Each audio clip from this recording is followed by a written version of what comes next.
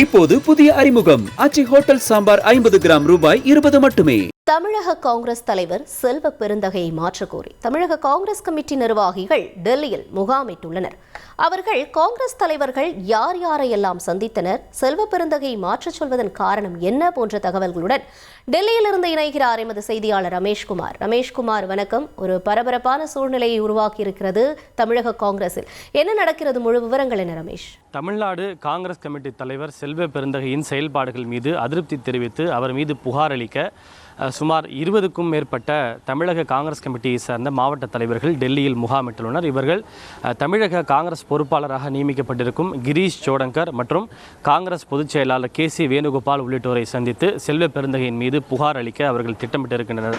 குறிப்பாக செல்வ பெருந்தகை தமிழக காங்கிரஸ் கமிட்டி தலைவராக நியமிக்கப்பட்ட பிறகு கட்சியை வலுப்படுத்தும் விதமாக தமிழகத்தில் பல்வேறு மாவட்டங்களுக்கு அவர் சுற்றுப்பயணம் மேற்கொண்டார். அப்போது செயல்படாமல் இருக்கும் பல்வேறு மாவட்டங்களின் தலைவர்கள் மாற்றப்படுவார்கள் என்று அவர் தெரிவித்திருந்தார். அதன் தொடர்ச்சியாக கட்சியில் மாநில மற்றும் மாவட்ட அளவிலான பதவிகளை பெறுவதற்கு ஆன்லைனில் 5000 ரூபாய் செலுத்தி விண்ணப்பம் மேற்கொள்ள வேண்டும் என்றும் கூட அறிவித்தார். இதற்கு தமிழகத்தில் உள்ள மொத்தம் 75 மாவட்ட காங்கிரஸ் தலைவர்கள் சுமார் 25 மாவட்ட காங்கிரஸ் தலைவர்கள் எதிர்ப்பு தெரிவித்து தங்களுடைய மனக்குமுறலை வெளிப்படுத்தியிருந்தனர்.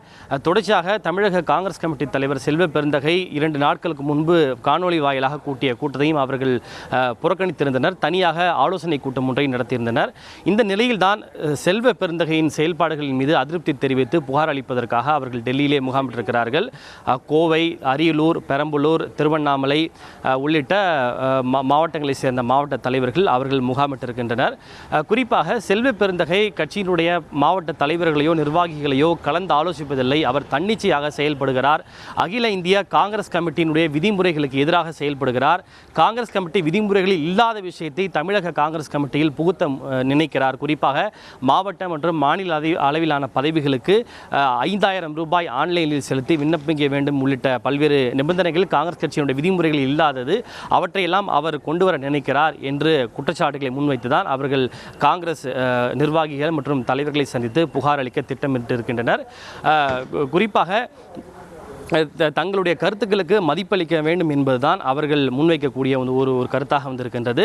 இவர்கள் அனைவரும் முன்னாள் காங்கிரஸ் கமிட்டியினுடைய தலைவர் KS அழகிரி, அதேபோல் எம்பிக்களாக இருக்கக்கூடிய மாணிக்கம் தாக்கூர், முன்னாள் MP செல்லக்குமார் ஆகியோரினுடைய ஆதரவாளர்கள் என்று கூறப்படுகின்றது. இவர்கள் தான் தற்போது செல்வ பெருந்தகை அவர்களுக்கு எதிராக அணி திரண்டு இந்த ஒரு நடவடிக்கையை முன்னெடுத்து இருப்பதாகவும் கூறப்படுகின்றது. களத்திலிருந்து விவரங்களை வழங்கியமைக்கு நன்றி ரமேஷ். இப்போது புதிய அறிமுகம் ஆச்சி ஹோட்டல் சாம்பார் 50 கிராம் ரூபாய் 20 மட்டுமே.